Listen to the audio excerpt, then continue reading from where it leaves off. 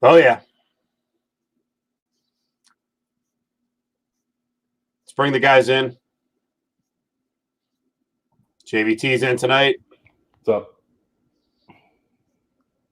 Maybe a supporter, along with myself in the Rams uniforms.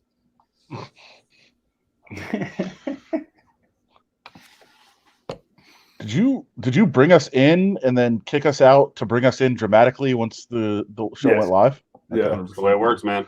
I like it. Listen to that music fade. I'm just gonna let you know right now. I don't hear any music. So. Me neither. Oh, really? Oh, no. I hope it played. So to take me, I don't think it did. Right before we started, Steve was like, "All right, I'm gonna put you guys out. I'm gonna play some music and bring you guys in." And then it was just absolute silence. And Steve's like, "Yep." And you could tell he's like, he can hear the music, but we can't. Yeah. I don't know why you guys can't hear it. It was a good try. I think it worked because it worked last night. I don't even know what I played. Oh, I played that alligator crocodile thing last night. Ask everybody. Did you hear music? I got dressed up for this. Hey, you did your hair too. It's kind of weird.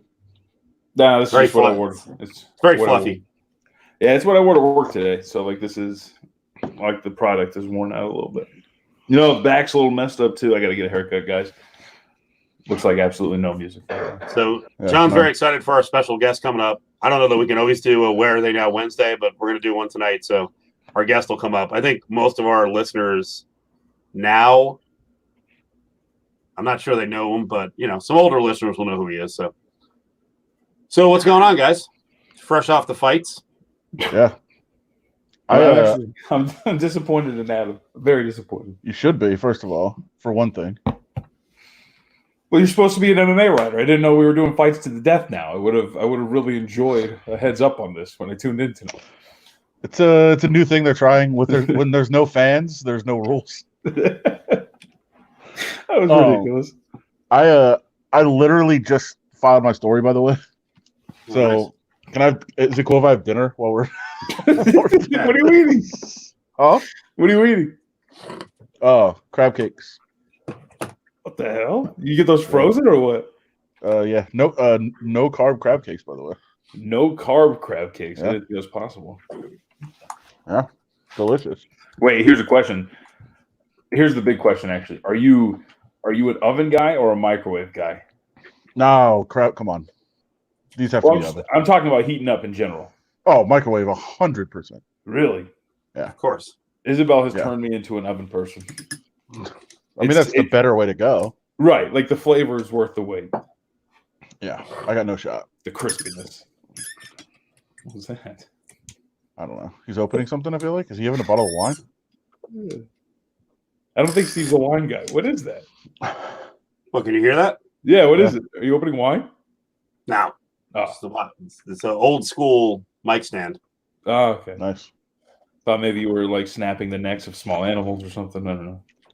No, John, when you said you were disappointed in me, like, it happens every time, but, you know, the other day I wrote my picks in the paper. I think for the main card, I was like 4-1, a couple underdogs. I was very happy. Nobody asked me. Nobody texted me and asked me who to bet, though. Tonight, like 3 fights left on the card. Your friend and ours, Mitch Moss, texted me. He's like, "Hey, I want to bet these last 3 fights. What do you got?" 0-3. Oh, no. yeah. 0-3. That's what I thought you meant. You were disappointed. No. I had no idea. So it was a good UFC 249 for you too. That's good to hear. So can we start with that though? By the way, so this Anthony Smith Glover Teixeira fight.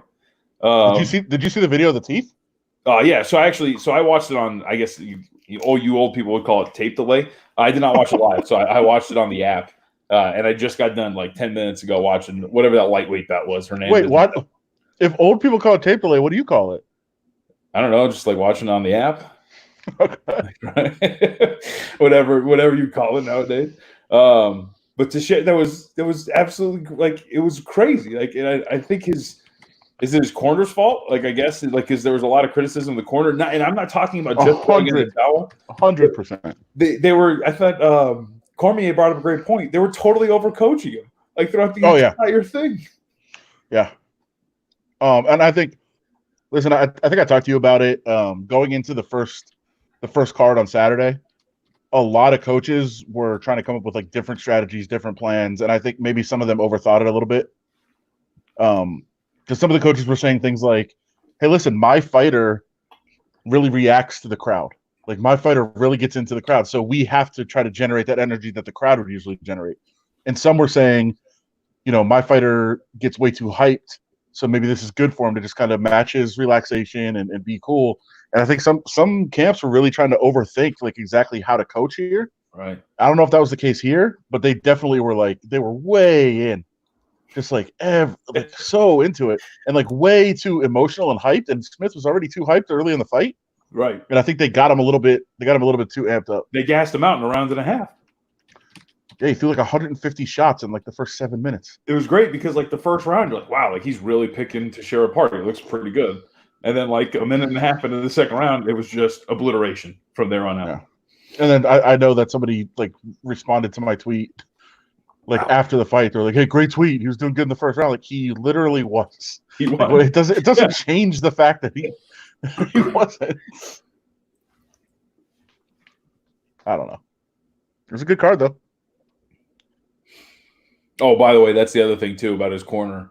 They were super into every moment, and I think you pointed this out until like was it the fourth or the fifth round where Teixeira's just on top of him. Fundamentals, where he's just getting forearms like rained down on his skull, and they're just screaming fundamentals over and over again. By the way, did you see the third round punch stats? No. All right. So they screamed fundamentals at him when he was on his back in the fourth round, just getting obliterated. Third round punch stats, 76-1. And then the fourth round is when they decide to start going for fundamental. What were the fundamentals they were looking for? Don't get punched. What? By the way, Lars made the easy joke, like right because he handed his teeth over. The teeth smelled like cigarettes and alcohol. I was gonna make the same joke except about his corner. His corner smelled like cigarettes and alcohol. It's bad. Man, for those that we reference it, but if you didn't see it, Anthony Smith was getting beat so bad that his teeth started falling out, and then he grabbed the teeth in his hand and handed them to the ref to try to like preserve them. And then he goes to the corner. His corner says, "How you doing?" And he goes, "My teeth are falling out." At that point, I think you stop the fight. Now grit your teeth and bear it, right? Good news is you don't have any more left. Like I don't know what they were thinking. Like that was bad, man. Watching that organic, I thought he was reaching out to the ref for help. Like I didn't realize he had his teeth. Please, just call it.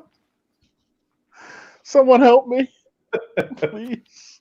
Yeah, it was bad. And Anthony Smith's a really good dude, and I think some people saw the story. I wrote about it this morning, but the home invasion last month, where maybe that wasn't a good sign that a guy who clearly was on some sort of drugs like invaded his home and started just screaming at the top of his lungs, and Anthony Smith fought him, and the guy lasted 5 minutes with him.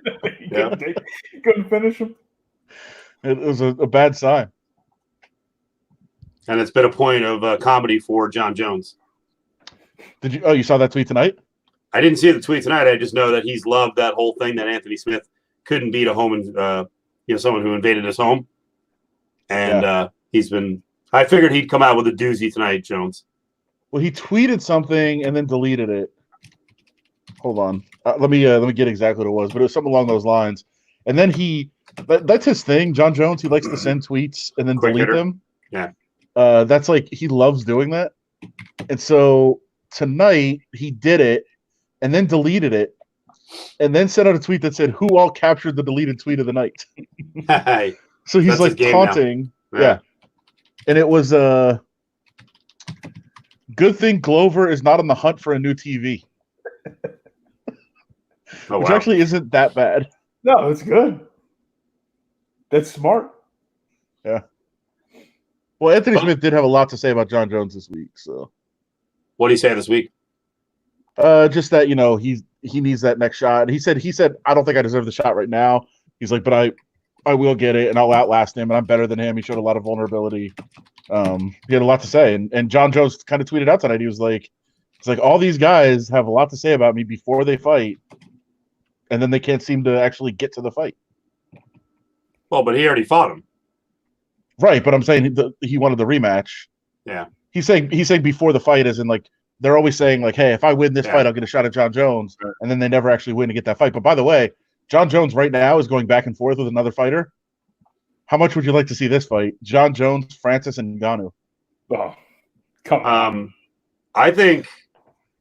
I mean, you tell me at 205, who's left? I mean, Reyes is there, and Reyes took him to the brink. But beyond that, who else are you intrigued by? And what else would Jones come back for? Because the other thing we have to get into is Jones mentioning, make it worth his while. So who else at 205 beyond Reyes? Well, I think I know what they're going to do. I think I know what they're going to do. Not that it's intriguing or has a chance, but I think they're going to do John Jones, Jan Blachowicz. Okay. Which... John, you fired up? No, of course not. John just looked down. He's like, okay. Can we get John Jones, Mike Tyson? They'd be down with that. Okay. I mean, I guess from a ranking standpoint, it's kind of a big fight, but it's not an attractive fight, right? It's not an attractive fight at all. No one cares. I mean, John Jones is a draw himself, but here's the thing. Jones already came out this week, and like I said, he mentioned make it worth my while. Henry Cejudo's already retired / he's trying to negotiate more money. I saw Dave Doyle, and you know Dave, Adam. Yeah. Dave's like one of the few guys in the MMA media, and it's not to bag on the MMA media, but he just doesn't care. He cares about the sport, but he doesn't care about, writing stuff that's really critical. If Dana White wants to go after him, he does not care. And the way he framed it was that you're seeing fighters now realize that they have leverage. The UFC has to put on these fight cards. They still owe ESPN 40 fight cards to get their money. That's not exactly the truth. I'm sure you could tell people that, but that was the original agreement. They still owed them like 40 fights the rest of the year, which they can't get all 40 fights in. And the top level fighters like John Jones, like I don't know, what do you think Jones, again, we're guessing. What do you think Jones made for like the Reyes fight? I don't know, 2 million total? I don't know, maybe more. It didn't do that well. I don't think it did that well at the box office. Man, to me, again, everything's a guess. Everything is a guess when we talk about MMA fights. I mean, he might only be making 2. He might have no leverage because all the crap away from the octagon. But I don't know. If I'm John Jones and you're going to fly me to some godforsaken place like Jacksonville, or I got to go to Fight Island, like I want $10, $15 million for a fight because he's got money. I mean, he's right. But the problem is, they come back and they say there's no fans, there's no gate. So if you want part of the gate? Sorry. And then you come back and go, aren't you guys? How much money are they getting from UFC if they deliver the 42 fights the rest of the year and they've already had 2 of the fight cards? I thought it was like $750 million. Right, but John Jones wouldn't be on an ESPN card. Okay, he'd be on pay-per-view. I thought 750 was the total number, wasn't it? Yeah, that's the flat fee. That's the flat fee to deliver all the fights. Well, if he's on a pay-per-view, he doesn't deserve $10 or $15 million. Are you serious? Sure. I mean, but it's all based on sales too. So he'd also have to take a fight against somebody pretty big. But at the same time, like again, if you're doing fights that have no fans, the UFC comes back and says, okay, you can have 20% of the gate. 0. So what are you going to do? John, am I wrong on this? John Jones doesn't deserve 10. He's like their only star left. Of course he does. I was going to say, I don't think outside of Conor. I mean, if Conor's getting $30 million for a fight, John Jones. I mean, come on. If I'm standing up for John Jones, come on. Well, I get that. Right? I don't think Adam's pushing back on the fact that he's not worth it. Nobody's arguing what he's worth. It's just where the UFC's at this point. Like, okay, it's just not feasible. What if he doesn't fight the rest of the year? It's feasible. I bet you it's feasible if they need to sell pay-per-views. They need to get another pay-per-view event over 700,000 sales. Right, but John doesn't do that against just anybody. Right, so he's got he gets that's only John's big fights. So then 10, 12, $15 million, and I have a heavyweight warm-up fight, and then I fight the heavyweight of your choice. Right? Sure. But I mean that is a big risk too. Well, I mean there's nothing left at 205. Jan Blachowicz. What are you talking about? Get out of here. Stop. Who would be the heavyweight of their choice? Like, who would be the warm-up? Give me like a Ben Roth. What about Alexei Oleinik? Right, like that doesn't No, sound well, at all. That sounds awful. Like Ben Rothwell. I'd kind of watch Olynyk and Jones. Yeah, I'd kind of watch that actually. You can build him against any heavyweight. I mean, he's obviously the guy's fighting at 205. All of a sudden, he's got to fight a guy who's 265. That's completely Adam, you're convincing me. Even though you've not really said much, you're convincing me. I'm kind of all right. How about this one? What's the current? I don't even know what the schedule is. What's the current status for Overeem? He's fighting Saturday. Okay, and who's he fighting? Walt Harris, main event. All right. So if he goes out there and finishes Walt Harris, let's do that. Overeem Jones? Yep. And then he gets to go for the title against whoever. That Overeem Jones is worth for John Jones, he should get paid 10, 12, $15 million. And that would do Boffo numbers. Would it though? Yes. Overeem at this point in his career, I mean, can you sell it that he's fighting a heavyweight? Yes. I don't know, John. You tell me. You're more the casual fan. I do have a problem seeing those things. Like I'm way too inside. So yeah. Nah, I mean, I'd watch it. I don't know. I wouldn't be like insanely excited for it. Really? I would watch it. Yeah. 6'5", 250 dude who's got knockout power, or veteran. I mean, I get the appeal behind it. I want to see. You know what I mean? I want to see John Jones fight the dude. Who just knocked out his opponent in 20 seconds. I want to see John Jones. Fight Steve Miocic for a title or something like that. Like that's what I want to see. Well, I think what Steve is saying is take one heavyweight fight with the premise that if you win, you get the title. No, I get that title shot. Yeah. I just the only fight. Keep going, John. Well, I would say why have him climb the ladder though? I mean, you've shown that in other divisions, like the ladder is irrelevant. Like why not just throw him into a title fight? Money, because I think he'll beat Overeem. Yeah, it's different. It's different to go up to heavyweight. I mean, that's a massive jump. Mm-hmm. He's Adam. Well, now my breakdown of the fight is going to make it sound like a bad fight, but John Jones at 228 or 232 pounds against Overeem, if he fights from the outside or decides to take him down, he's going to beat him. But you can still build it like, hey, this is a monster he's going against who's much bigger than him. Right, and I think, Adam, you're kind of proving my point, though, right? Like, why not just throw him into a high-leverage title fight or Francis Ngannou fight right away? Right. Because if it goes badly for him the first time, you might not be able to milk another heavyweight fight. No. I'm actually not risking Ngannou in that fight. I'm waiting on Ngannou if I'm the UFC. I think you're both John. Like John's point is like all these other guys, like Henry Cejudo. You want to go to 35, you go right into a title fight. Why would John Jones take a bridge fight? But I think it's such a big 25 to 35 is not much of a difference. Yeah. 205 up to fighting 265 potentially is a pretty massive difference. You're not listening. You're not listening. You're saying one thing and John's saying another thing. I'm talking to John's point. Okay. You're not listening. Yeah. All right. It's two different conversations. That's the problem. So I want to keep talking fighting. The only fight that I'd like to see made more. So I want to see Overeem and John Jones after Overeem wins. The only fight I'd like to see more, and maybe we'll reveal who the fight could have been against, is John Von Tobel and Chuck Ojeda against one of our former coworkers. Oh boy. That would have been awesome. Look at this son of a bitch. We've said all along the only guy who survived the pandemic from a hair standpoint really well is Brett Okamoto, and here's Chuck Ojeda, who used to be part of the company. And look at this. Unbelievable. There's something with O names.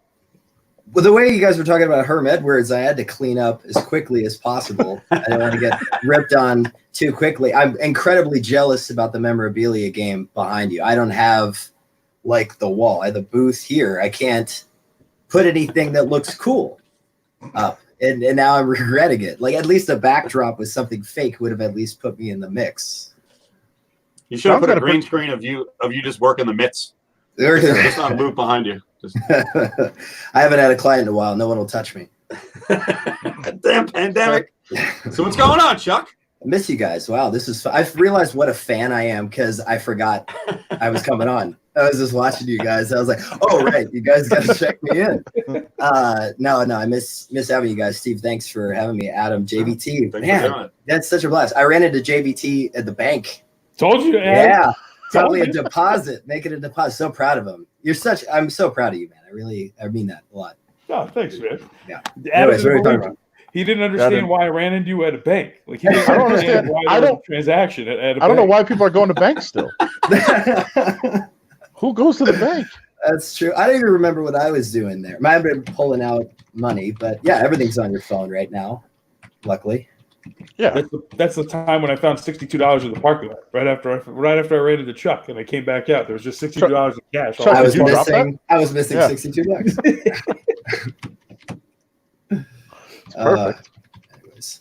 Are we telling the story or what? Steve, I don't know what Steve. What is Steve doing? I don't know. I don't know who's leading this. Well, I don't have a I'm, rejoin. I don't have anything. I know. set You up. know, Adam or John, you can lead. I'm just. I was sending out the message that Chuck was up with us. Okay. We telling the Wait, story. Chuck, are you drinking coffee? No, it's just water in here. This is just Oh a my stage God. cup. I have too much equipment I could spill on. I'm very clumsy. It's late night happy hour, bro. What are you doing? Yeah, I probably should have. You know, my fiance loves Trulies. I think I have one in the fridge, but by the time the buzz hits, it'll be over. Grapefruit is trash, by the way. I would recommend against. I like the grapefruit one. She likes the pineapple. Me too. It's good.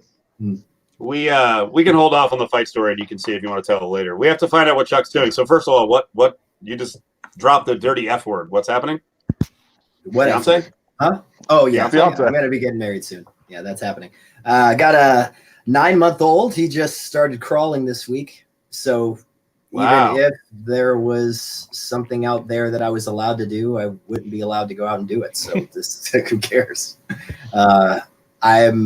Life's good. I'm still doing voiceovers and things like that and able to work from home. So that hasn't affected things so much. Just talking with my agent down the line and everything. But Agent. aside from that, I miss you guys immensely. Really do. Can you? Nobody believes that part. Can you recommend your agent for Adam Hill, please? Adam needs an agent. I do. We'll work on Adam's sinuses first, and then That's true. Fair. Honestly, I mean, yes. The short answer is yes. I would put him out Well- there. I just don't know what she'd market. Let's have a conversation about the sinuses. I'm intrigued. It was from today's show. He's listening clearly. I know. Hey, he's listening. Of course, I'm still a fan. I admired so much that you did the testing on video because it made me kind of cringe. It really felt almost like I was watching like a magic trick because I expect eventually I'm gonna get tested as well. I haven't had symptoms or anything, but I saw it go through and it was like the way the knife goes down the guy's throat. There, but it just looks so wildly uncomfortable, and I was just impressed with your composure. Well, thank you. But they stick it in, and you're like, okay, that wasn't that bad. Wait, it's still going? What the hell? It's weird. It's a weird feeling. I'm not looking forward to it. No, just don't get sick. It's easy. It's just the flu. It's just. I believe that. So what do you got, John? What do you got for Chuck? Can we tell a story? I'm excited. Yeah, go ahead. All right. This is classic. This is classic drama in the LBC. Listening today and some last few days sporadically. Yeah, some specific. Okay. Chuck Ojeda. Can I just? I'm just saying the name. Can I say the name? I think it's what's the legal term for this? There's no risk. We had an issue where you guys had to step up and you were ready to fight someone, and they were. Oh wow, we're telling the story. Okay. Yeah. Okay. There you go. So ahead, we Chuck. can use names and everything. Yeah. Well, first off, I'm going to come out, and I know I'm blowing smoke throughout this whole thing, but truth be told, JVT came to my aid right off the bat and did not hesitate to do so. And so we could say names and everything. I don't have Justin Watkins standing by. It's up to you. Who cares? I don't even think he former knows what the internet coworker. is. Yeah. Okay. So former coworker was asked to do an interview with Roy Jones Jr. And he was in the lobby. I remember at the moment I was doing some stuff for Cofield and Company at the time, and was. By the way, Chuck, real quick. You know what? We won't mention the name for a couple minutes. People start guessing who was the person that Chuck and John were going to double team and beat down because the person got all mouthy. Very much. And honestly, it could have been Chrissy for all we know. Yeah. It could have. She's feisty. I stood up on behalf of our program director at the time because this gentleman was asked to do an interview, basically help out, like please come to our aid and he knew about the interview, chose not to do it, and it came off a bit insulting. Then I was asked to do it, and I was in the middle of something for Cofield and Company. Have no idea that he's coming in. I'm amazed. I'm a boxing fan, so I know who it is, and I was just like, I'm not prepared. I don't even know why he's here. Like, what is he promoting? What is he doing? And she was like, it's fine. Goes to ask him again. He comes in, swooping in like he's some hero, like, I got this. What's up, man? Goes, shakes the hand of the boxer, does the interview, what have you. By the way, can I break in really quickly? Please. First of all, I feel that was an impression. Was it close? That was natural. By the way, you guys know how I feel about boxing. I was also asked to do the interview. And I was like, I've been here for like a month and I hate boxing. I totally do it, but we're not talking about anything relevant at this point.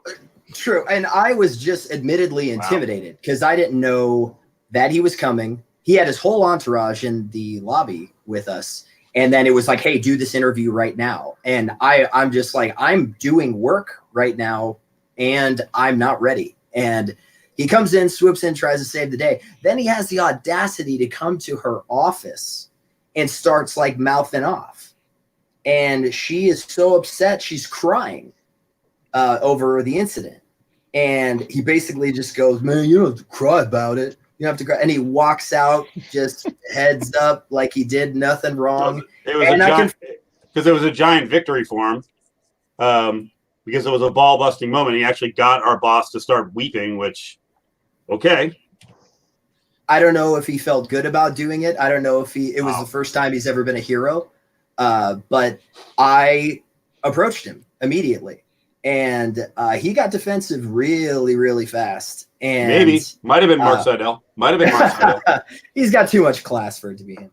But when it happened, I more or less, I'm going to paraphrase my own whatever I said. I said something like, see, that's why more or less no one respects you. That's why no one respects you. That's exactly that behavior right there. He's like, oh, you going to come at me? And I'm just like, I don't even need to. It's just, it was a verbal confrontation. And he's like, oh, you going to take me out? And I was like, I wasn't even talking about fighting, but I'm a boxing trainer. If we have to do this, let's do it. And meanwhile, here, think about it. Chuck, this is nothing against you, Chuck, because I'm sure you can throw hands and you're a boxing trainer, but you're a little guy. So like when you how much you weigh now? About 155. Yeah, you've really put on weight. You look like a fat ass. But you're Chuck's not a big guy. So think about it. If you consider yourself a tough guy and you sort of challenge someone, and the 155-pound guy is like, okay, then what? Yeah. Then you just start to melt. Yeah, I didn't even have to get to that because, like I prefaced in the moment, JVT jumped in. He jumped right in. He came to, I don't know if it was my defense. I don't know if it was her defense, but he did not hesitate. And that's what I remember the most about the situation because I didn't have to ask for help. I didn't have to preface what was going on. I didn't even know how much he heard. Can I ask a question of JVT at this point? Was your motivation like you were just looking to fight this person? Absolutely not. This is why perspective is such a great thing because Chuck really paints me in like a really noble light. And I remember it very clearly. I'm sitting at my desk and they start arguing. And my first thought is, I'm going to have to break this up, dude. I'm really busy right now. I have a lot of stuff to do for Sportsline. So it's from a selfish motivation standpoint of like, all right, everybody's working because these guys need to shut up. Right? Yeah, like people who don't know the setup, behind scenes, it's a very long hallway and there's offices all along. And so, our boss is in this office, we're on the office right next to it, and then there's like a bullpen back here, and they're literally like right outside our door right here, and they're in the hallway in front of the edit booths.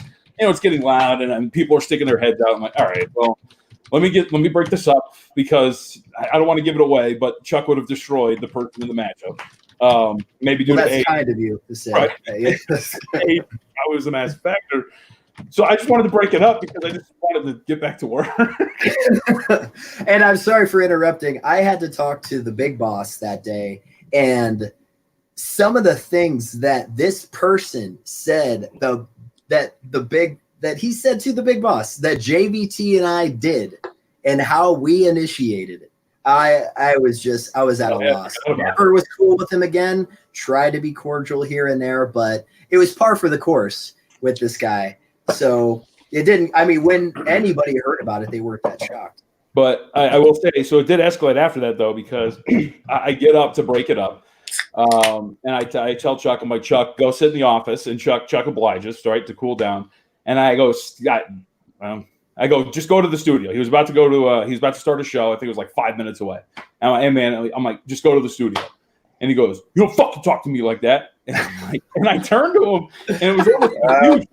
It was confusion because I was like, I didn't even say anything, man. I was like, go to the studio. Yeah. And then you came at him, and then I'm yelling behind you to start it back up again. And our program director, in the midst of all of this, is jumping between all of us at just like both sides of the sideline. Just go to your show. And she was just crying throughout the whole thing.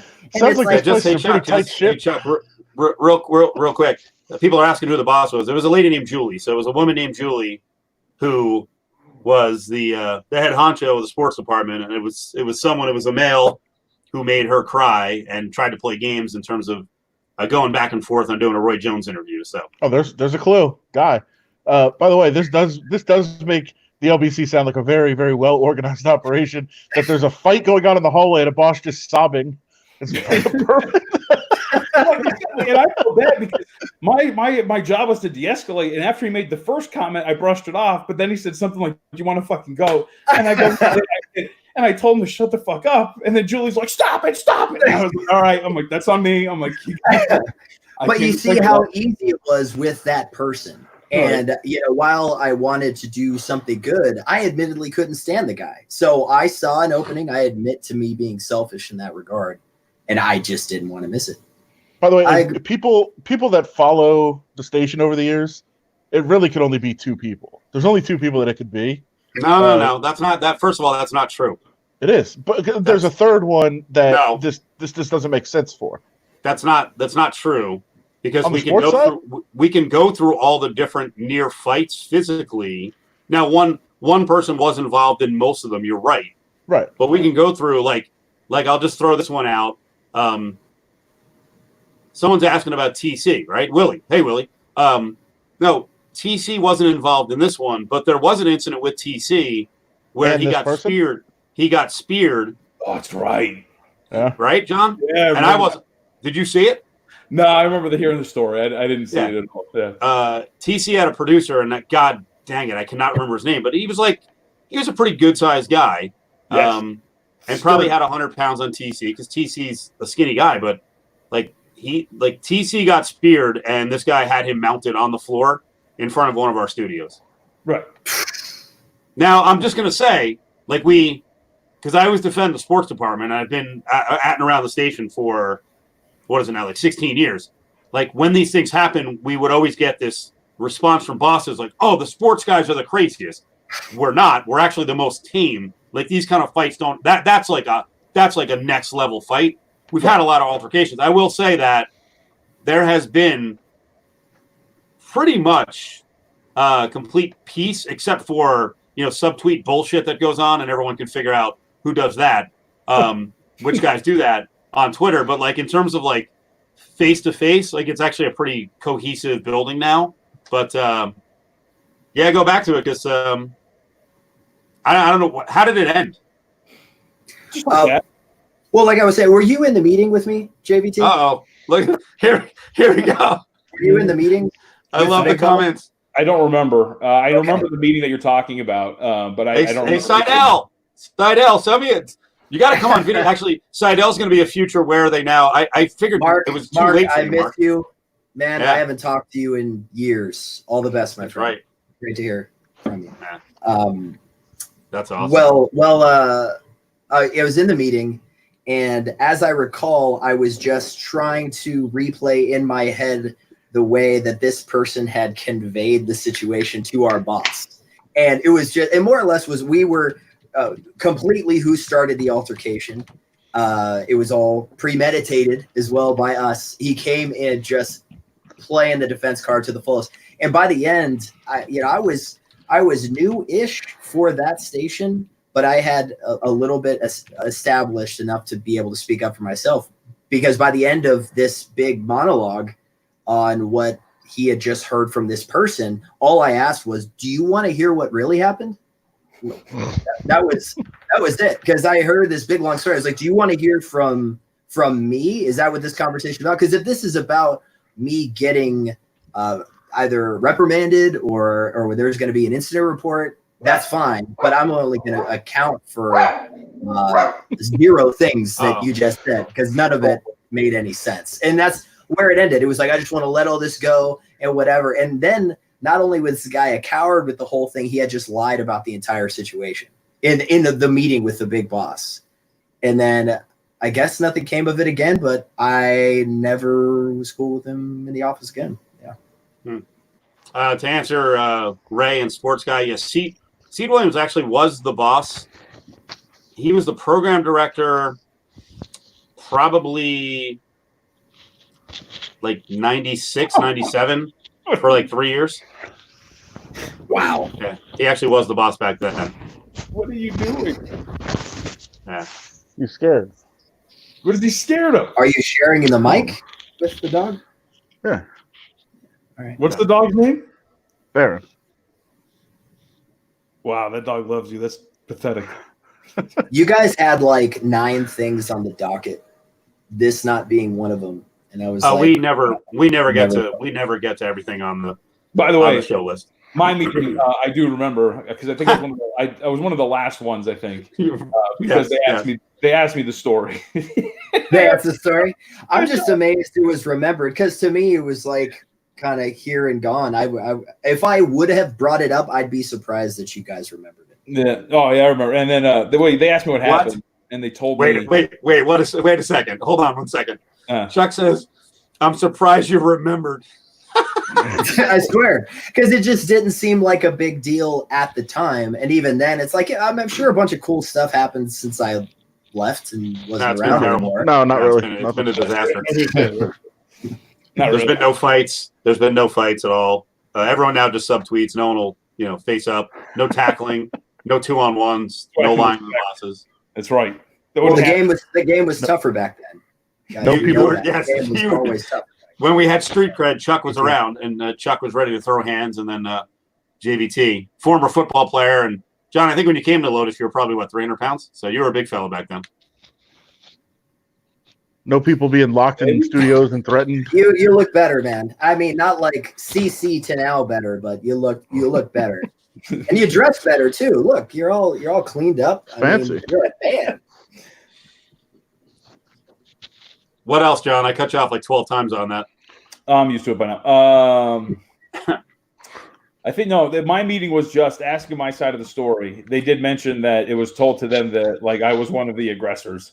Yeah. Actually, this is the first time, and I didn't mean I've never copped attitude with any of my bosses, but I did scoff when I was told. It was along the lines of what? No, and then explaining my side, and then to Chuck's point, like that was the end of it. I did not hold any ill will towards this person like Chuck did, though, mainly because I feel like Chuck maybe had expectations for the person, and I didn't. So I was just more like, yeah, all right, like we'll move on. Also, he tried to be cool with me afterwards, like nothing happened. Yeah, and I can't stand that with people. I'm all for let's come together and kind of like fix it, but don't just brush it off as if it didn't happen. It'd be like, hey, Chuck, by the way, I'm sorry I was going through a thing, whatever. I would have just totally been fine with it, but he never insisted on doing that and just went away. Hey, what's up, Chuck? It's like, we're not cool. Why do you do that? You're not. You keep flashing that same comment over and over again for a reason. There's a glitch in the program. Okay. Paul was not the person, and Paul's the only. I'm trying to think. Paul was physically assaulted at least twice that I know of. Yeah. At Lotus. So really? Yeah. Oh yeah. He doesn't seem like the kind of person who would get on somebody's nerves.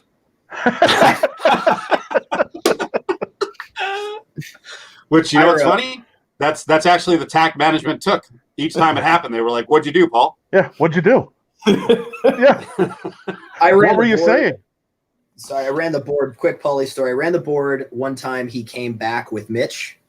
He and Mitch were doing a segment. It must have been Sportsline. Oh no. It was probably Gridlock. Gridlock. I came in late, and it was just Polly and Mitch, and they start talking, and they're getting towards the end of either the segment or the show, and then Mitch is like, "This was fun, man. Well, I'm glad we did it." And Polly was like, No, it wasn't. I was like, and I knew nothing about their chemistry, their history, anything. But they would just caught me off guard so quickly. Like Mitch is trying to close the show cordial, and Polly's like, "No." And then we just had this dead space, and then it's like, "Let's end the show, please." That's my. I'm gonna say on Paul that he was not to blame in either altercation. So no. God, we could do a whole night of just me and Paul stories, probably. Yep. That'll be. Yep. Oh yeah. Fun. So, all right, from an entertainment value standpoint, best fight of the last 2 days. Anthony Smith losing his teeth and his corner saying fundamentals and get back out there. The Jeff Goldblum, Jim Norton clone fight with the wicked kicks. Or Adam, you turned me on to what happened at a Red Lobster. Oh, well, so John, you saw it too. So good. Let me go look for it too. Well, restaurants have been closed for so long, yeah. So everybody was so excited to get back out. And Sunday happened to be not only restaurants reopening, but also Mother's Day. Oh, no. So what do you do to the mom you hate? You take her to Red Lobster for Mother's Day, apparently. And 3 hours of waiting, people were not having it. And it just got real ugly real quick. Dude, look, do you believe it was that long? Do you believe it was 3 hours, or was that exaggerated? Yeah. I wanted to talk about that because I feel like waits are going to be longer because they're not operating at full capacity, right? So like if they're doing every other table, whatever it is, a 3 hour wait in real, like if it was like at full capacity is like what, like an hour maybe? Like it's still pretty crowded, I think.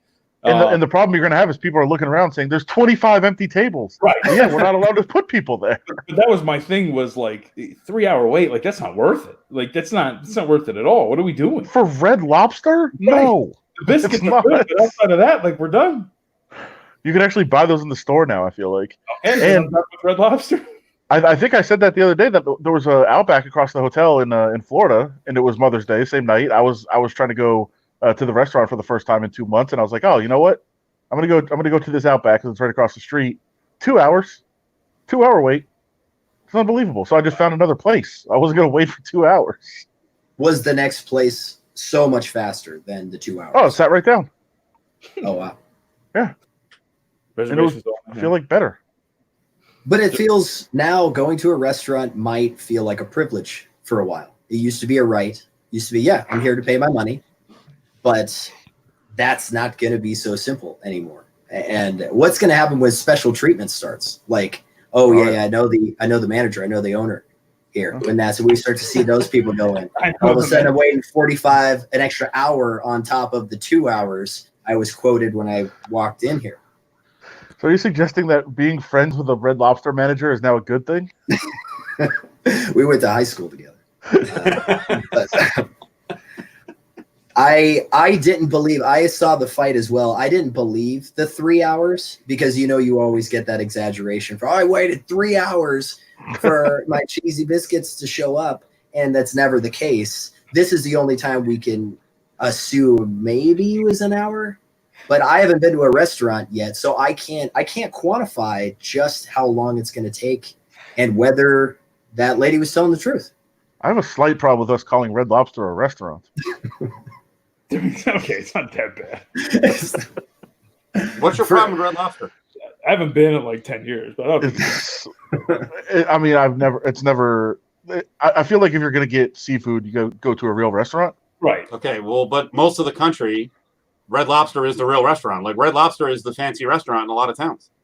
Right, but then go to Long John Silver's. Like, there's really no difference. No, there is. Stop. And I don't even like seafood, but Red Lobster is nicer than freaking Long John Silver's. Just because you sit down doesn't make it nicer.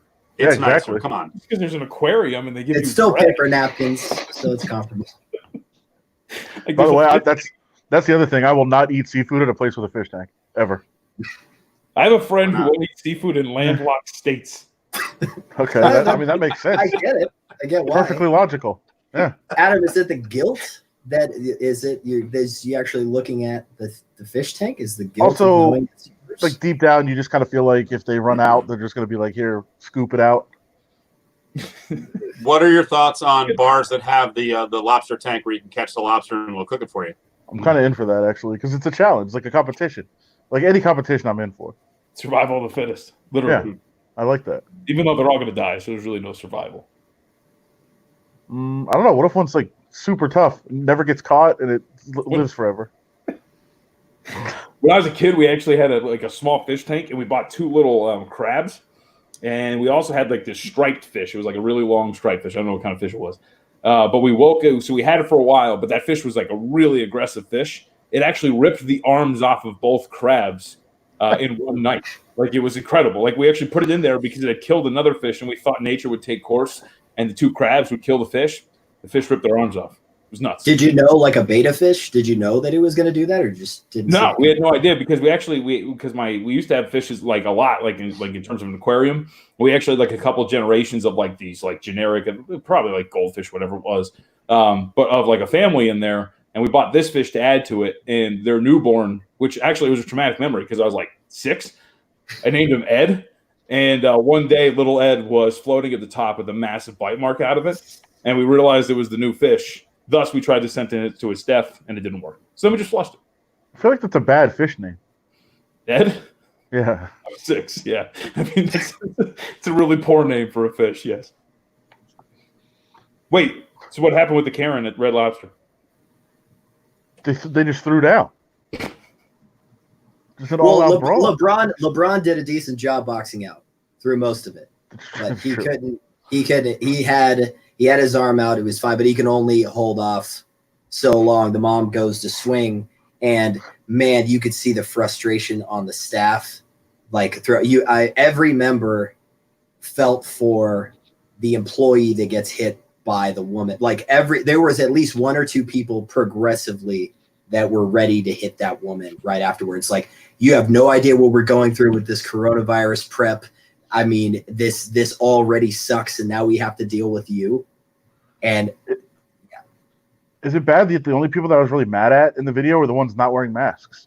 Like, come on, people. You can fight all you want, but like, there's an epidemic going on right now. Like, be safe. Maybe got ripped off most of them were hanging on the chin. I walk into Walmart, it freaks me out now. They say they have to wear them. It doesn't work on the chin. It's like a helmet. It's on your back. It's not going to save you in a motorcycle crash. This is not protecting you. Put it on your face. I've been having a hard time because in the morning I'm getting coffee and I've got a mask on. I don't really know the proper protocol for that. Like, do you take it off the whole time you're having your coffee, or just each sip? Straw under the mask. That's weird. Yeah. Now you're letting in all the air particles too. I don't have a good answer for that one either. Caffeine gum. No coffee. Hey, let me play something for you. I just want to see if you can hear it, and then I'll try to punch up the video for everybody. She's an impressive woman. It takes like 4 workers. Could you hear that? No. She was very Deuce McAllister-esque. Like they were just driving her back, and she just kept the Red Lobster one you're talking about. Yeah, the Red Lobster lady. Like, she was super powerful. Like, she got the mask on like the whole time almost. That she takes it off there. Yeah, I'm watching it right now. It's incredible. What about green hoodie lady? Isn't that's the lady? Yeah, that's what I'm saying. She's very powerful. Kathy, right? Karen. Karen? Is it Karen? I think it was Kathy. Kathy's a Karen, though, is what I'm getting at. Oh, okay. Do you want to explain Chuck, do you know what a Karen is? No. She's just like every, like, loud white lady in every neighborhood that's yelling at everybody. But really, she's just meddling in everybody's business all the time, reporting everybody. I think Dane Cook had a bit like that. Like, Karen is always a douchebag. I hate that I know that. It's resurfacing now. Well, you're our resident expert on great comedy from, Dane Cook to Costas, whatever, Costi. Costi, Miss Costi. What was that guy's name? Costas Econopoulos? Yeah. I couldn't remember one joke. Every time we had him in, not one. Like, not one of them stuck. Like, the take my wife or whatever. Get her done. Like, he didn't have like a trademark bit that he ever. That's because every joke was so good. Couldn't pick. That was my one thing I was always jealous of. I never got to interview comedians at the rate that Chuck did when he was there. Oh yeah, that was fun. I got Sebastian Maniscalco one time. That was it. He's good. He's good though. Wow. Yeah, he's solid. You did? Yeah. Wow, that's a good get. Yeah. Wasn't there? Well, I was gonna say, wasn't there a story where Hannibal Buress called up and like we just hung up on him? Someone just hung up on him. Like he was told to call one of the back lines, and because Hannibal Buress, his delivery is like he's so slow that, and the person didn't know who he was, so they're like, whatever, dude, goodbye. Yeah. Yeah. Because they gave him a number in one of the back studios, so it wasn't like there was no filter. It's just this guy randomly calls up. You're already annoyed that the phone's ringing, and he's like, yeah, it's Hannibal Buress. I was told to call in, and the person's like, yeah, hold on, and I think they just never went back. That had to have been Bobby. That was Bobby. The best part is that he was gonna break the Cosby stuff on our show that day, and we never got to talk to him. Was he trying to plug his performance in town? Because I saw him open for John Mulaney, but I don't know if that was planned because he loves Las Vegas. He's out here all the time. It had to be for a show in Vegas. He was calling in. It was a setup. Someone just gave him the a bad number, and we had no idea who he was supposed to talk to. That was a miss. The guy's hilarious. That's awesome. So, you guys want an update on Anthony Smith? Sure. This is from the great Ariel Helwani. He said, Wait, spoke to him. Can we guess? Over under how many teeth are gone? Is there a number? Yes. So I'm going to say 5. I'm going to say, damn, that's a good number. I'm going to say 4. Too many. Oh, okay. Yeah. Injury suffered tonight. Broken nose. Broken orbital bone.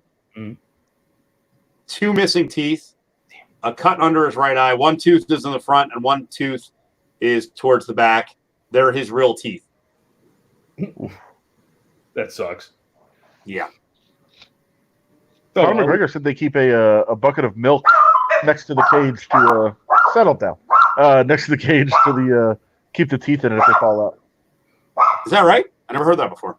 Conor tweeted it out tonight. Damn. I should have some milk near me. I'm going to lose a tooth right over here. It's been killing me the last couple of days. It's about to pop out. It's not good. It is a 50-year-old rotted tooth. Wait until you get old, especially if you don't take care of your teeth. It's a nightmare. Wait, 50 years old? Said 50-year-old teeth. Oh, I thought you meant the teeth had been rotting for 50 years. They haven't been around for 50, but I mean, unless we're right on. We had the big 5-0, Steve. Did I miss that party? Yeah. Well, there was no party because it was during a pandemic. Oh man. Sorry, that's a sore subject. Sorry. Oh, Chuck, you would have been proud of me. Oh, you would have been proud of me because I was on the air for that one. I did not miss my birthday one time.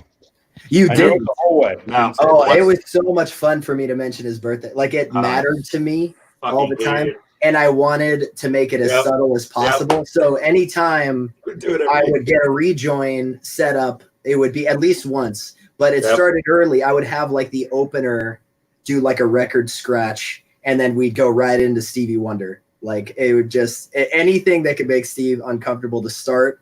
Or as the years went on, I wanted to do it later, so he assumed I either forgot or didn't want to do it anymore. Good point by Lars. The reference of 50-year-old teeth is inaccurate. You're right. We get some initial teeth, other than the real teeth coming. You're right. You got me. He's a doctor, I'm sure. Yes. No. Well, we know Lars. He ain't a doctor. Yeah, and his name's not Lars. I don't know why he's going under the alias, but he'll pop in with his real name later on to trick us. Because he doesn't like his nickname on the air, I think. All right, John. I want to hit some other topics that I know you're down with. This is actually one that Adam noticed. ESPN just came out with something really cool, really current, something nifty, something new. They just ranked the top NBA players of all time. Wow, where do I begin with this? This is just so fascinating, right? I mean, Kobe Bryant, number 9. What are we doing, huh? That's crazy. What else are we looking at here? Let's see. MJ, number 1. Got to give it to him, right? LBJ, number 2. It's a great list. Why are we still doing this? Is this how it's always been? No, this is a stupid conversation. No, you actually think this is cool? It's to get people to talk about it. No, it's dumb. Like nobody cares, right? Right, but they knew what they could do. They could move Kobe to 9, get people all pissed off because he just died. Like that's exactly what they were doing. Yep. And then everybody buys into it. Stephen A. Smith and Max will yell, and then Molly will ruin one of their good rants by saying something stupid. I agree with JVT because has anybody ever did a list and the first thing we said is they're right? Like, yeah, you got it. You got the top 10, but furthermore, you want me to make a comment about where somebody is, whether they belong there, whether they're ranked too high, whether they're ranked too low. I thought about it today. I think Bill Russell is too high because they're giving him. Of course he is. Of course, way too high. He's getting 11 championships, 9 of which he only had to win the Eastern Conference Championship and the finals compared to everybody else. And he's only got 15 points on average. Like, I think that's too high. But that's the only comment I could really make because then you eventually get into a fight over something like that and you stop talking about the other 9 players. Is Ray right? Did we never say who the person was?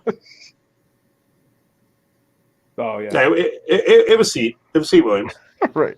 Yeah. I just thought there was a legal ramification if I did that. Otherwise, I'd have just. Why? No. Truth Truth I don't know. defense. I don't know. Maybe I signed something on my way out saying I can't do that. Adam? Has to expire. Adam Hill Esquire. Say it again. Truth is the ultimate defense in this case. Yeah. That's right. Yeah. What I really want to debate is, like, who are the best players ranked 17 through 23 in NBA history? Like that's. I want to get down to the nitty gritty. I want to talk about that. Didn't they put Curry and Durant back to back on purpose too? Yeah. Yeah. This will get people talking. Right. Yeah. I can't do it anymore. Although I did love the topic the other day. Who would be a better running mate for Michael Jordan? Kevin Durant or LeBron James? We're totally doing that on the air. I actually think that's a dynamite topic. No, it's so not. Because it's so fucking insulting to the modern day players. Of course. Just the setup is so insulting. Yeah, it's who would Jordan be a fourth fiddle for? I was under the impression everybody was pussies, so they couldn't make it back then, I think. That's true. So the answer is neither. Neither one of them would be a good running mate. You know who I saw doing the players back then were so much tougher thing, and I don't know why it made me more mad than others. David Spade. It infuriated me. I was like, bro, come on, man. They couldn't get Andy Dick to do it? No, somebody asked him what his big takeaway from the documentary is. And it's how much tougher players were back then. And he said it too? That. Yes, that's what I'm saying. Oh my God. It makes me mad when anybody says it. When he said it, I was infuriated. I don't know why. Shut up, David Spade. No, but I can't say nobody asked you because somebody asked him, but still. I think it was it was one of the big Colin. Oh, he's been doing it. Colin's been going after the low hanging fruit. I don't, because I think everything Colin does is very calculated. So I don't know if his people told Colin, hey, go against the young people, piss them off. When I saw him doing that, I was like, why is he doing this? This is kind of embarrassing. He knows better. Wow, 7-minute spot with David Spade. What was he promoting? He's got a show on Comedy Central, right? He's got apparently. Apparently. By the way, the Trent bologna sandwich there. Did they break Gridlock up? I don't even remember what happened to that show because Mitch left and came and went so many times. In the end, didn't they just take Seat and move him over with Ed and move in Pritch? I think that's all that happened. Yeah. Should I play the audio when Pritch was introduced and Seat was like, great. Well, you have it? I would love to hear it, but somewhere. But I don't know if my sound is feeding tonight. I was going to say you're 0 for 4 with sound so far tonight. So we'll try it. You would have tore me a new asshole if this is how the segment went. When I was supposed to be dropping an audio. I know. If I miss one piece of audio, you know what? But here's the thing, Chuck. It's totally changed. I don't do that at all to our new producer, Ari. He probably doesn't screw up then. Hey, Ari's so passive. Anyway, you can't get mad at Ari. He's so nice. Such a you could get mad at me just fine. Ari's just he's so meek. I think Steve has accepted that challenge. Have you? Yeah. There's no reason to get mad at anybody. We play a lot of sound, so you're going to miss some. We play a lot of sound. Can I tell my favorite Steve and Shaq awkward moment? I know this is a very feel good, please, very feel good video, but this is going to be good. I don't remember. I don't know around what time it was, but anyway, Steve had come to me and asked me if I wanted to hop in and co-host the show for either an hour or whatever it was, because one of those days where you didn't have a co-host. And I was like, sure. Obviously I'm down for the opportunity. I wanted to try it out. But you told us, I think, together in the same room, and Chuck spent the rest of the day preparing for the show to be the host. And I was helping him out and doing all this stuff. And so we walk into the studio, and look, and I'm the lowest rung of the totem pole, so I'm just going with Chuck. I'm like, I thought he asked me, but whatever. I'm doing what Chuck asked me to do, and I'm going to do my job. We walk in, Chuck puts his stuff down in front of the mic. I walk around to the board, and Steve, of course, right. Steve watches everything happen, lets us all get settled in, and goes to Chuck, "What are you doing?" And Chuck's like, "What? I'm getting ready to host." And he goes, "I asked him, not you." And I was like, "Oh, way!" I was like, I must have blocked that out like a bad childhood memory. And then it's like completely like, "Oh no, Dad hit me," at my first baseball game or something. I don't even remember that. The best part is, of course, again, I'm like the lowest rung on the totem pole. So I watch this unfold, and I'm like, God, I got to do this now, like with him. I got to go on for an hour and a half with this. Yeah, what's happening? If I see a shrink and look into like subconscious memories, I'll see if I can pull that one back up, because maybe I put that way back here. Maybe there's a lot. There's a lot of bullying that goes on. So I'm the first to admit it. I'll tell you what, I could bring on one of my first co-hosts. God, what was the guy's name? Fuck. That insignificant? No, I'll remember it. No, we actually, because we bullied this guy so badly that he went to the bosses and like he was on the verge of tears. Can we have him on? Where are you now? If I can remember his name, I cannot. God, because he was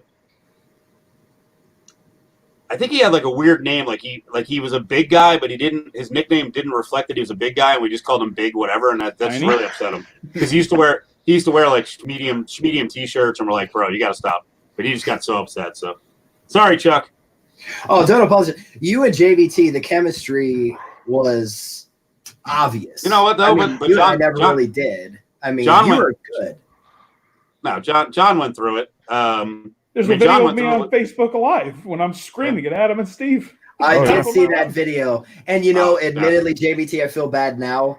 A small part of me was so happy to see that. Not because you were going through it, and not because you personally were going through it, but it was like, yes, not just me. Not just me. I'm not the only one to go through it. But there was also a level of jealousy on just like, man, these guys, their chemistry is just so much better than how I tried to wedge myself in here. So when I was watching it, I felt jealous. So I needed you to at least feel what I had felt a little bit. So thank you. Inadvertently, that was good. It's a mean freaking show. And you're right. Ari's really nice and you're nice. Like John, I think John had an inner edge that needed to be pulled out, because now he's really a nasty bastard. So I look at John sometimes and I'm like, God damn, dude, dial it down. Like when John starts rolling on freaking old people, holy crap, Chuck. You're a nice guy. You're naturally a nice guy. So well, okay. Can I tell one story that I remember? It happened during the break, actually. And Adam was there. I don't know if you remember this, but it was right after. It was the next day after Kevin Durant delivered the "You're the Real MVP" speech. And this was a totally true story, and it was happening during the break. Steve didn't want me talking on the air, so I had to utilize time in between segments to kind of talk, just to see if, hey, do I have anything worth talking about? Maybe I bring it up now, and Steve might want me to bring it up when we actually go on the air.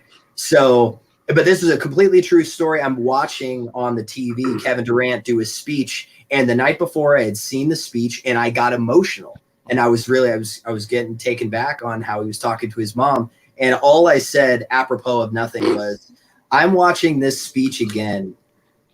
Last night, I was completely emotional. I'm standing here with you guys, and I feel nothing.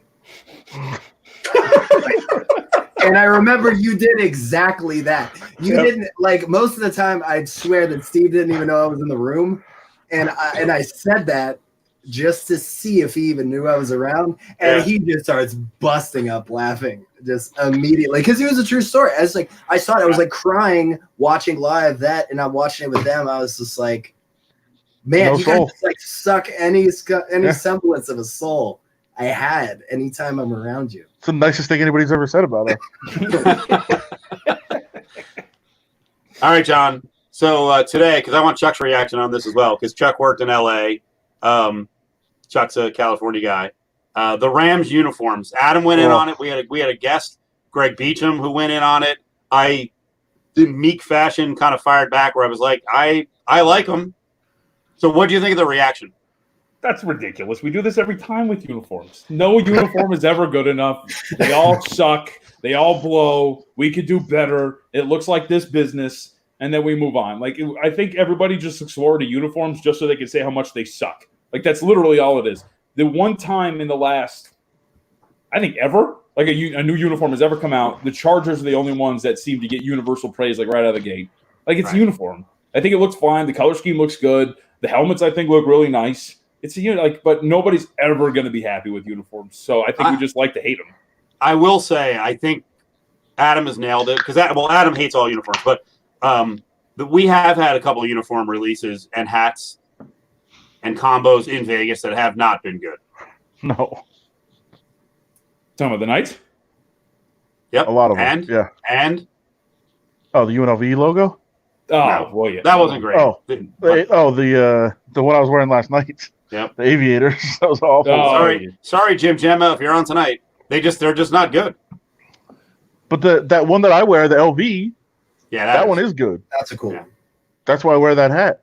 Yeah. I refuse to wear that dumb Aviator. Okay, but those are minor league. Either the Knights weren't right, but they're minor league baseball teams, whatever it is. Like, and anytime any uniform, NBA wise, whatever, like it's just roundly immediately. This uniform sucks. Like it's fine. What was really wrong with the Rams uniform today? Because the Rams uniforms when they're wearing them, if you look at it closely, it looks like characters on top of like an ice cream cake.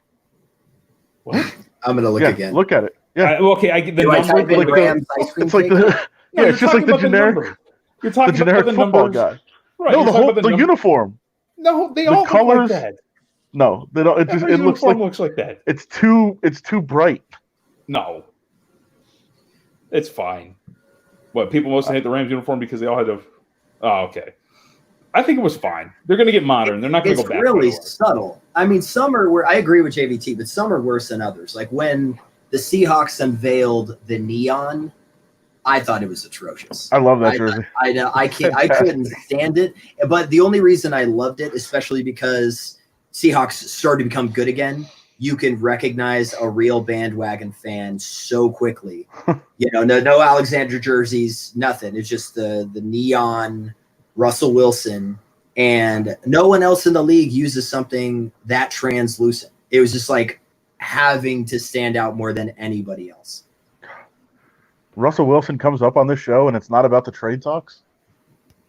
You don't believe that. I want to. There's no way that was an actual deal. There was no way that was offered. There's no way. Reports, so people know we're talking about report out tonight that the Seahawks offered the Browns Russell Wilson in 2018 for the number 1 pick. There's no way. There's no way. There is no way and remember when the Browns too, they reportedly offered, what was it, a 2nd-round pick for Jimmy Garoppolo, but whatever with the paperwork didn't go through. Yeah. Like you were looking for a quarterback. There's no way they were throwing Russell Wilson for the 1st overall pick and gone, nah, we're good. Baker Mayfield's our guy. What if they thought that highly of him? I mean, you have to think about, if you think you're getting a superstar quarterback like they thought Baker Mayfield was for 5 years under contract, or Russell Wilson at his ridiculous contract price, like wouldn't you think maybe we go with the younger, maybe we go with Baker Mayfield? Russell Wilson coming off of a 34-11 season, like one of the best quarterbacks in the league. Like, that's pretty good. But for that contract. By the way, really quickly, I got to punch this one up. This is a nice compliment, but I'm just going to give you what reality is. I completely appreciate the compliment. Oops, wrong one. That's quite the setup. All right. So that's a nice compliment. But in reality, Like, John, I was trying to find – give me, like, a team that was going to win 27 games this year in the NBA. I like the Hornets. I swear to God I had the Hornets pulled up. Like, the equivalent for us is, I don't know. Adam and I are like the Martin twins. JVT's like Miles Bridges, and Chuck is PJ Washington. I know none of those players no one knows, but no one on the show is Jordan or Pippen. Sorry. But, JVT is Bushler. Judd Bushler. I'll take it. Maybe. I got to see Simpkins numbers real quick just to put it. All-time high of what, like 5.5 points per game? Something like that? Simpkins. I got 4.2. I only played 327 games. That's more realistic. He already punched it Like up. that- That's awesome. yeah, that many Short- it numbers, was like that many games. I don't even think I got that many games. It was a short run with fake Jordan and fake Pippen. You gave me Miles Bridges. That's pretty good. Yeah, Although I actually gave you guys more promising players in the. I was going to say, PJ Washington's going to be an all-rookie. Yeah, that's really good. Wait, am I Cody or Caleb? Ooh, it's a good question. At least I was a first-round pick. I think you're Caleb because you think you're better than you are, but in the end, I'm better. Cody's actually better than Caleb, even though he had to take the backseat to Caleb in college. And now the NBA is like, yeah, you're not that good, Caleb. All right, how about we close on this one? Ready? John sent this over. What's the deal with NFL replay going down? Oh, did you guys see this? Nope. Oh, yeah. So, It's fantastic. So Blandino, I guess on a podcast, told the story that back, was it 2016, during a Thanksgiving game, the early Thanksgiving game, their replay went down because somebody had used the microwave to heat up some lunch, and they shorted out the circuit because it was plugged into the same circuit that everything was set up to replay. And it was out for 2 minutes, but there was no reviewable plays. But if there had been, they wouldn't have been able to watch. Can you imagine? What would the ref have to say at the 50 to explain what was going on? Like Somebody needed popcorn. So the drumstick needed to be in for 2 because it was a Thanksgiving dinner. Yeah, so that's gonna need to be nuked longer than usual. I just feel bad because some guys fumble when they're on the mic trying to explain the penalty as it is, but to try to explain why the replay is not working, that's tough. It's so great. Do you ask the question why you're even eating during a game while you're working? No, I'm sure they do that all the time. No question. Seat did it all the time. Oh, the hot dog in the styrofoam cup? It's so gross. I And think, the station smelled terrible. Everything he was eating just For the smelled reference, shit. as long as I remember it, every time if I had to work in the studio with them, Seat would have a styrofoam cup, and in it he would have 2 hot dogs just sticking out. And then, like, throughout the show, he would just So gross. Steve, didn't you have a situation where you were trying to do a show and a strip club ATM kept knocking you off the air? That's kind of like the microwave. yeah. Yeah, we've had that. That was probably a sports page show when you were running the board. Yeah. And they were hooked up to a line, the same line as the ATM dialed out on. Yeah, That's brutal. And it was in a strip club, so every time somebody went to the ATM, it would knock us off the air. I forgot about that. That's good. It's the same thing as the microwave with the instant replay. That's awesome. That had to be in Oakland. That press box is a disaster. Oh, of course. Bathrooms are worse. Actually, it's by Detroit, right? Actually, that's a good thing to close on. Chuck, so what do you think about the Raiders being here? It's so odd to me because I became like a local here. It happened because when the 3 of us knew each other, I was an LA guy, I was a California guy. Meeting JVT, I became closer to a Vegas guy. So I live here now, I have a home here, and the way coverage works, it's like I would have been able to see the Raiders play as easily as if they were in my backyard. So I'm not going to say I'm indifferent about it. I'm happy. I'm certainly happy for the city, assuming we could get some fans in to try to get the people of Las Vegas paid back for the enormous amount of money they contributed to the stadium. But it's weird. The way coverage works, I had never felt so far away from the Raiders, even when I was in Las Vegas. Now, in some weird way, they've arrived. I have a 9-month-old son. He's a 4th-generation Raider. So I'm just this weird variable where I was here first, always loyal, and then now they're here. If I'm remembering correctly, Adam, didn't Chuck pull like one of the ultimate gangster moves to get on the field at a Raiders game? That's the angry letter. Hold on. We were like, angry letter. we were blown away. We're like, Chuck's like, yeah, I'm going to the game. This is how he did it. And then he has pictures on the field. We're like, what is going on here? The angry. You remember letter, what right? he did? I mean, I remember like generally, I don't remember the details of it. I just remember being like, "What the hell," and not really thinking that's true. And then all of a sudden, he's there. How did Chuck get on the field? And there was that picture I sent you guys because I stuck my head into the instant replay. Yeah. I stuck my head. Actually, wasn't supposed to do that. I almost got in trouble. The guy was like, "Yeah, almost got in trouble." Yeah, he told me not to do that, but not for the way you got on the field, but almost got in trouble for the instant replay. But I still have like this may be like half of the tickets that I had in Qualcomm. I would just pick them up, whatever. But that's the sideline pass. Sorry, let me get that. Wow. That's the sideline pass. Chuck, what'd you do? Did you technically go as media, or you wrote some kind of letter? Didn't you? I sent a phone call and spoke to somebody that was handling VIP for ticketing. And I explained the situation because for those who don't remember the story, I go to the Qualcomm game. I go to the Coliseum game with buddies every year. So we do it Chargers Raiders every year. We go both sides. And I was flying out. I was going to be back in time to do the show Monday. But because they had to push the Raider game, because the Oakland A's had a playoff game previously, they pushed it up to the latest start time, which was like 8:35. So basically it screwed up my entire schedule. So when I spoke to the VIP guy, I more or less said, "Hey, listen, I do this all the time. I am going to be at the game. I may have slipped in that I work with ESPN." It was an afterthought, but I remember us fighting about it. I think I still have the audio somewhere, but I was coming from a position of customer service because, I was still going to go. They ruined my whole schedule. It was going to be hard for me to get back. I barely got another flight back in time to be there in the morning for Monday morning prep. But I was like, what can you offer me? What can you offer me? Fix the situation. And the guy didn't miss a beat. He said, I will happily make you our guests on the sideline. Wow. It was my favorite part. Steve had bowling league that day. He had bowling league. And I in a weird way, I loved going to see him on bowling league. So I did not preface anything. I was showing up at bowling league. I love watching him.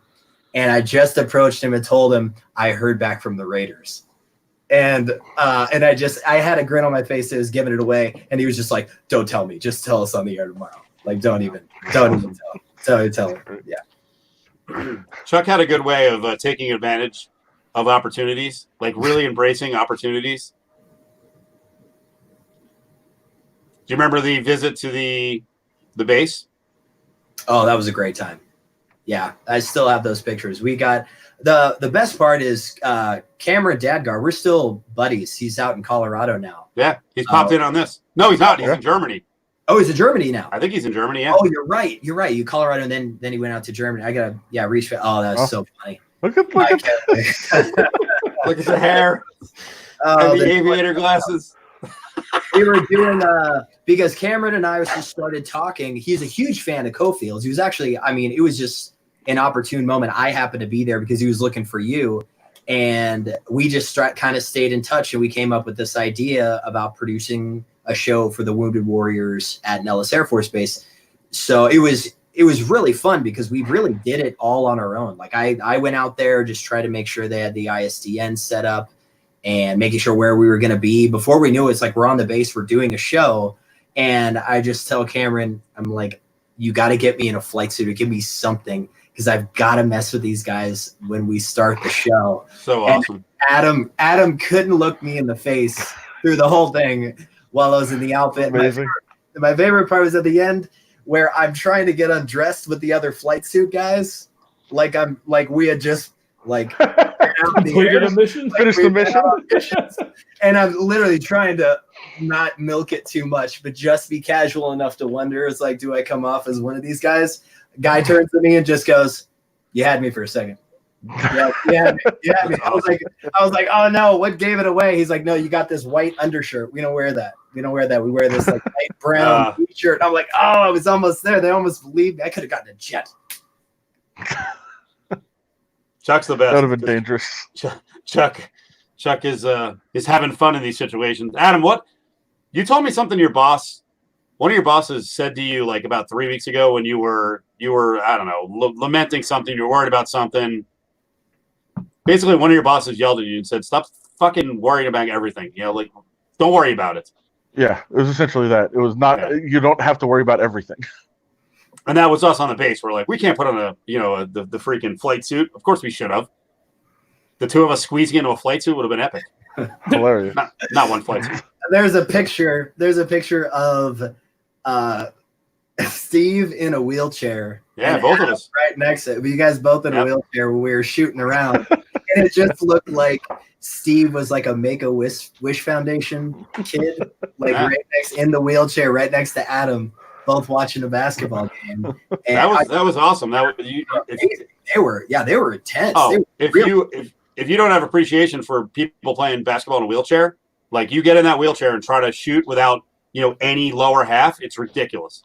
Just a free throw. Yeah, but Steve, I mean, it was really impressive, but the players of the 80s were so much better.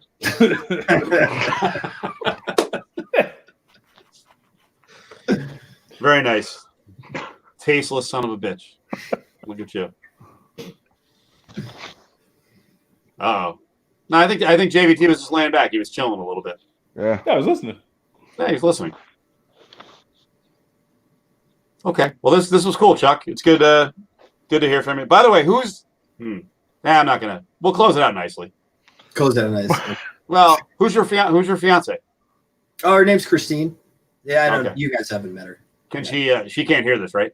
No, she's up with the baby right now. I'm just happy. I mean, this is so. If for no other reason that you guys don't think this was interesting and you don't want me back, no, great. If you would have me back just so I could leave Evan up with her for a little while, I'd be so grateful. Whenever we're gonna help, we're gonna give you the fun pass. So next time, think about it. Maybe we'll get some details on your exploits around the office and some of the women, your conquest. Yeah, that was a long route I took. Well, you know what? You found the right person now. So yeah. Lotus was a learning experience. You guys want to see the baby real quick? I'll do this lame rule. I know you guys love kids. Adam shows us his pain in the ass dog, and dude, here's the thing. John will bring on the kid. Let's see. Oh, nice. Focus. And of course, the hair. Look at the hair. Perfect hair already. Perfect hair, but I'm more actually. It's a beautiful child. But move your phone over to your right, Chuck. Look at the lighting he's got. Oh yeah. I got the studio set up. Here, sorry, the focus is off. It's not like an autofocus. Oh, you have the light on right now. That's why you look so good. Right? Yeah, that's what I'm saying. That's great. Where are your guys's? You have any light? I have one in the box actually right here. I have the exact same light, but I don't. I refuse. I do have one in the room right behind me, so no, I'll set it up next time. I don't think it's going to help. It'll help. It's going to show every imperfection I have, and there's a lot of them. By the way, Chuck, to the point of Adam. So Adam, like you kind of mentioned in passing how much they hate children. It's a total lie for Adam. So I brought my kid in because I had to do some stuff like clerical work, and I had the kid. So I brought my kid into the studio, and Adam's met him multiple times. Immediately, Adam gets up. "What's up, little dude?" And he comes over, grabs the kid. He's tickling him. He's talking to him. My kid took him by the hand, and they walk out into the office. Yeah. Adam loves kids. It's so. I was pretending. I was trying to figure out what people that like kids do, and I was like trying to act like an alien wondering how a human works. Yeah. Because it's how children are treated. That was my observation of how people treat children. And Steve is actually that is it, because Steve walks up. Yeah. I agree, Mark. Walked away. Say it again, John, so everyone can hear it. Oh, I said you walked up. Yep. And you went, "What's up?" And then you walked away. That's exactly it. I know. Just not down with them. Call a minute here, a minute there, and that's it. And it's consistent too. That's it. That's all you need. I treat kids like I treat the Stanley Cup, which is a very inside story. If anyone could have seen that story, they'd be like, "You are a complete asshole." They the guy with the stupid white gloves and the tux brought in the Stanley Cup, and we interviewed him Chuck, you didn't set that one up. Who was around? Was that you, JVT? No. Wasn't me. I thought it was a Reynolds. I was gone by then. Oh, it was Reynolds. Oh man. By the way, Chuck, we got some Reynolds stories. We can talk Reynolds. Please, can you wait until I'm back? Like, Yes. please, like, can you hold them off? Yes. By the way, No, next time. I'll willingly sit that one out. You guys bring them both on. Come on. Yeah. Oh, I mean, it might. No. Save it. Yes. Adam, were you in studio for the Stanley Cup, or was that Koken? No, that was not me. That was Koken, I think. Oh, that goes way back. So that's almost 10 years ago. Yeah, they brought in the Stanley Cup, and like I'm just not a hockey guy, and I'm just a miserable prick. So like I don't like celebrate stuff. And they brought in the Stanley Cup, and the entire building is like looking in the studio. They're lining up to take pictures, and they start taking pictures with the Stanley Cup. And the guy with the gloves on, because like he's used to everyone being all fired up. He's like, "Oh, you want to take a picture?" And I'm like, "Nah." I walk right out. I'm like, I don't care. I'm not Canadian. I don't. I mean, I just not. I don't know. I think it was I get that. I had multiple. No. I swear to God, that in particular, I'm a nerd when it comes to. If it was a Larry O'Brien trophy, I would beg to hold it. But I'm with you. I'd be very indifferent with the Stanley Cup. I've had multiple instances through the station being able to see it, never took advantage. Yeah, I think everything was shaped by Mike Jaminski, who probably none of you know, but Mike Jaminski, when I was like 14, he's coming off the court of a Nets game, and I tried to get an autograph from him, and he just like scribbled an autograph, and I'm 14 years old, and I'm like, seriously? I'm like, that's the autograph, like that's the effort you're gonna make. And since then, I'm like, I'm not gonna glorify any athlete or anything. So the Stanley Cup didn't do anything to you. I know the Stanley Cup didn't do crap, and I missed out on all these good moments. So what a dork, what a total dork. All right, Chuck, that was awesome. Good to see you. Great time. It's just great to see you guys, let alone be here. Thanks so much. All right, everyone stick around. We're going to drop Chuck, and then we're going to drop Chuck out. Now we're going to talk about him. I'm kidding, Chuck. I'm kidding. See you guys. See you guys. All right, Von Tobel. See ya later. Peace out. I think we just have the Chuck thing right in the background there. Look at that. Oh, there he is. That's going to be our backdrop now when we do the 2-person shows. That's awesome. See ya.